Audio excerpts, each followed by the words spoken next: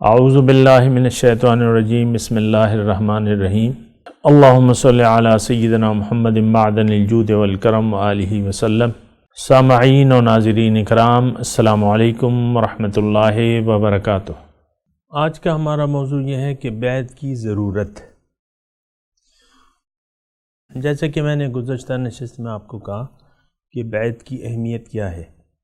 اہمیت آپ کو میں نے اس کا خلاصہ یہ ہے کہ انسان، کوئی بھی انسان اگر زندگی میں اپنی معراج تک پہنچنا چاہتا ہے، اللہ تعالیٰ کا خلیفہ بننا چاہتا ہے، اپنے دل کو عرش الہی بنانا چاہتا ہے، اپنے لیے دل میں ایک نور مقرر کرنا چاہتا ہے، تو اس کے لیے پھر بیعت کی ضرورت ہوتی ہے۔ بیعت بنیادی طور پہ ایک طریقہ کار ہے، بنیادی ضرورت ہے انسان کی کہ یہ زندگی اپنی مرضی سے نہ گزارے، اللہ کی مرضی سے گزارے۔ تو پھر اللہ تعالیٰ نے اس کے لیے مختلف اوقات میں مختلف طریقہ کار بیان کیے ہیں، کبھی تاجر کی زبان میں، کبھی ذمہ دار کی زبان میں، کہ الدنیا مزرع الآخرہ۔ اب یہ جو میں نے آپ کو بات کی تھی وہ تاجر کی زبان میں۔ تاجر کے پاس آپ جائیں تو وہ کسی بھی آپ اسٹور پہ جائیں تو آپ کچھ دیتے ہیں اور کچھ لیتے ہیں، ایسے ہی ہے نا؟ کچھ یعنی آپ کسی بھی دکان سے کوئی سودا کرتے ہیں تو کچھ دینا ہوگا، جب دے دیں تو پھر لینا ہوگا۔ اس میں یہ بات بھی نوٹ کر لیں کہ پہلے دینا ہوتا ہے پھر لینا ہوتا ہے۔ یہ نہیں کہ آپ نے زبانی طور پہ یعنی یہ ایک زبانی وہ نہیں ہے کہ میں نے بیعت کر لی یا میں نے یہ چیز خرید لی یا میں نے یہ قیمت دے دی، وہ قیمت چکانی پڑتی ہے۔ مثال کے طور پہ کسی بھی اسٹور سے ایک چیز 5,000 روپے کا آپ نے سودا لے لیا، اب آپ اسے چاہیے کہ پیسے دے دیں، پیسے اس کے ہاتھ میں جائیں گے تو وہ آپ کو گرین سگنل دے گا نا کہ ٹھیک ہے لے لو، ایسے ہی ہوتا ہے نا۔ تو یہ بیعت جو ہے یہ ایسا نہیں ہے کہ آپ نے زبانی طور پہ کوئی بات کر لی اور پھر وہ بات پوری ہوگی، ایسا نہیں ہے۔ آپ نے وہ قیمت چکانی ہوتی ہے۔ اکثر یہ ہوتا ہے کہ ہم قیمت چکانے کے لیے تیار نہیں ہوتے، زبانی طور پہ لوگ کہہ دیتے ہیں کہ ہم نے کر لی بیعت اور وہ پھر پیسے دیتے نہیں۔ تبھی تو اللہ تعالیٰ نے فرمایا کہ فَمَنْ أَوْفَى بِمَا عَاهَدَ عَلَيْهِ اللَّهُ فَسَيُؤْتِيهِ اللَّهُ أَجْرًا عَظِيمًا۔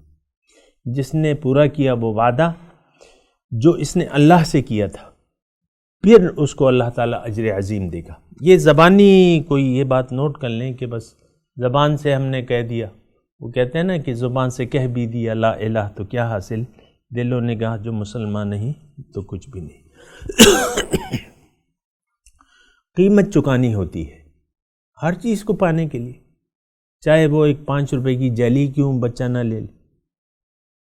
تو یہ مطلب یہ ایک غلط فہمی ہے ہماری کہ ہم زبان سے یہ ایک وعدہ کر کے پھر اس وعدے کو بھلا دیتے ہیں۔ اصل میں ہر چیز ہوتا یہ ہے کہ ہر چیز میں رسم اور رسوم کا رواج پا گیا ہے۔ انسان نماز پڑھ لیتا ہے، اس کو خیال ہی نہیں ہوتا، روزہ رکھ لیتا ہے، روزے کے آداب کا خیال نہیں ہوتا، حج کر لیتا ہے، حج کے آداب کا خیال نہیں ہوتا، یعنی وہ پھر اثر نہیں کرتی۔ جیسا کہ آج کروڑوں نمازی ہیں لیکن نماز کا تو وہ اثر نہیں ہو رہا۔ نماز تو یعنی آپ کو یعنی اللہ تعالیٰ سے باتیں ہیں اور اللہ تعالیٰ سے، لیکن وہ اثرات تو نہیں مرتب ہو رہے۔ نماز اللہ کی یاد کے لیے ادا کی جاتی ہے لیکن اللہ کی یاد سے ہمارے دل جو ہے وہ خالی ہیں۔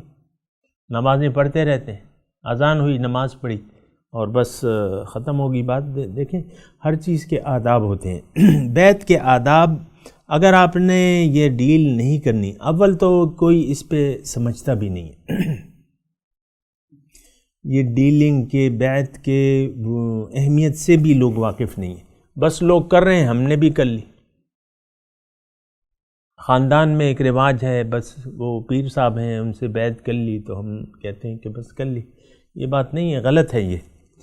کوئی بھی کام بغیر سوچے سمجھے دنیا میں آپ نہیں کرتے، تو آخرت کے بارے میں آپ کیسے بغیر سوچے سمجھے آپ کام کر لیتے؟ بیعت سے پہلے آپ کو سوچنا ہوگا کہ اس کی قیمت کیا ہے، اس کا لینا دینا کیا ہے، کیا ملے گا، کیا دینا ہوگا، یہ سب سے پہلے جاننا چاہیے۔ تو بیعت کے بارے میں آپ کو یہ بتاؤں کہ یہ ایک لین دین ہے اللہ تعالیٰ سے۔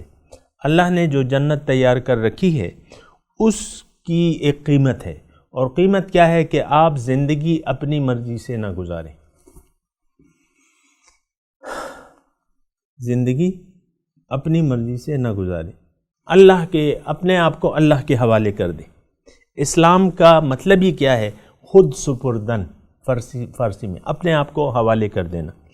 اور قرآن میں ہے یہ بات، بلا من اسلم وجہہ للہ وہو محسن فلہ اجرہ عند ربہ ولا خوف علیہم ولا ہم یحزنون وما علینا الا البلاغ المبین۔